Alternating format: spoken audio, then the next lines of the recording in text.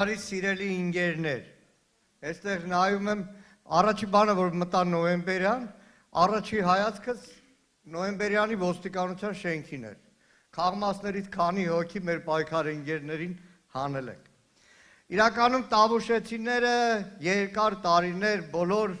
հավաքները, հանդիպումները սկսել են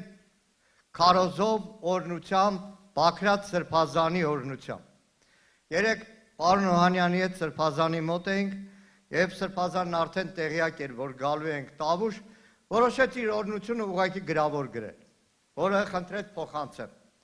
Սիրելի հարազատներ, իմ սիրելի տավուշցիներ, սրտի խորքից ողջ սիրով ողջուններն եմ հղում ձեր մեր պատմության այս վճռորոշ հանգրվանում։ Ես մշտապես ասել եմ, որ դուք հայության ինքնատիպ նկարագիրն եք կրում եւ հասել են նաեւ ժամը ձեր նկարագրին հարազատ, ձեր անվաճառելի խոսքով ասեք մեր հայրենիքի ազատագրության այս կարևոր փուլում եւս։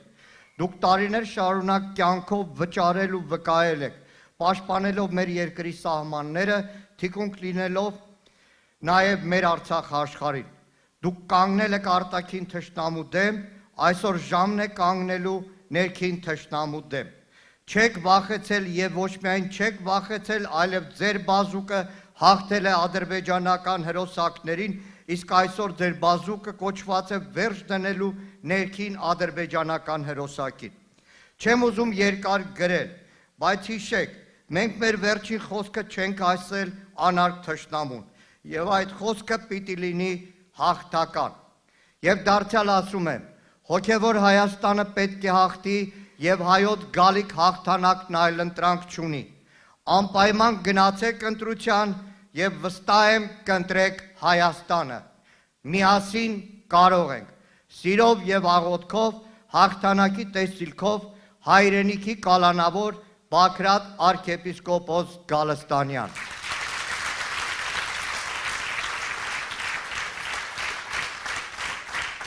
Վաղը մտնելու եմ Սրբազանի մոտ եւ կուզեմ նաեւ ձեր պատասխանը փոխանցել Սրբազան հորը, ասել, որ նոյեմբերյանում ասում էին միասին, միասին, միասին։ Սիրելի հայրենակիցներ, շատ կարճ։ Իրականում այս ճանապարհը, որ գալիս էինք, ամենադժվարը մեր գալացողների մեջ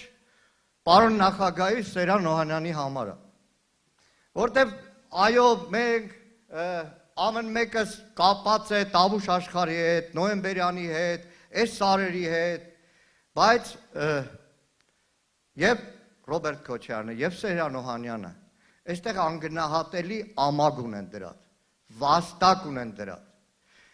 Ամեն մեկը կարևոր ընտրություն կատարելուց միշտ համեմատության մեջ է։ Շատ հաճախ ենք այս քարոզարշավի ընթացքում նաև համեմատություն անցկացրել, թե ում ընտրել։ Ռոբերտ Քոչարյանին իր փորձով, իր հանգստությամբ, սառը դատողությամբ, թե լաչառին, հիստերիկին։ Հիմա նոյեմբերյանում կուզեմ մի համեմատությամբ դուք ընտրություն կատարեք։ Խոսքս ուղղում եմ նոյեմբերյանում պայմանագրային զինծառայողներին, երրորդ բանակային հերոսական կորպուսի բոլոր նախկին ներկա ծառայողներին, Ռոբերտ Քոչարյանի նախագահության տարիներին, առանց որևէ խոսք, այն Բաղանիսի մոտի նոր տարի պոստը վերցրել են մերոնք, վերցրել են մի անգամ Ռոբերտ Քոչարյանը կամ պաշտպանության նախարարը չի պոռոտախոսել, գլուխ չի գովացել, պետք է եղել վերցրել են։ Այս անհավասարակրի իշխանության ժամանակ, այդ սահմանազատում ասացի արդյունքում, որ էլի չէր մտնում, նոր տարի պոստը Թուրքին տվել են, էսա նոյեմբերյանի աշխարհի, Տավուշ աշխարհի համար ավելի ուրիշ համեմատական չկա։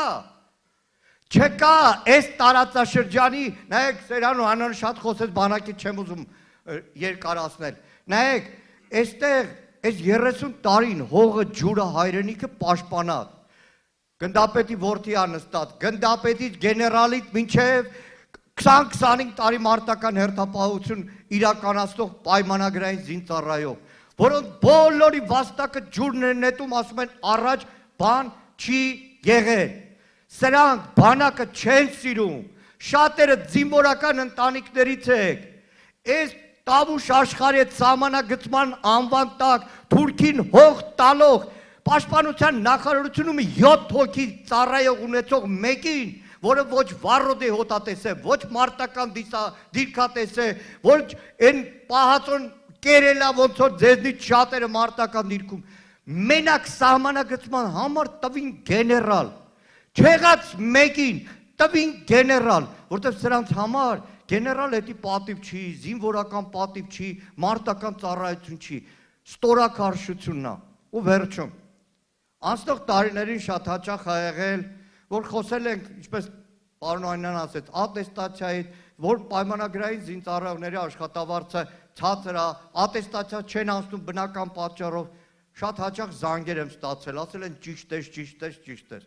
Այս ամբիոնից դիմում եմ մեր բոլոր պայմանագրայիններին, մեր բոլոր զինծառայողներին, ընտրություն գնալուց, ի վերջո զինվորական եք, վախը զինվորականի հետ անհամատեղելի է, մի կողմ եք դնում վախը,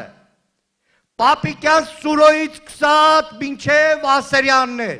բոլորի որ ձեզ ստիպելու են ոնց քվեարկեք, հիշեք, այս աշխարհում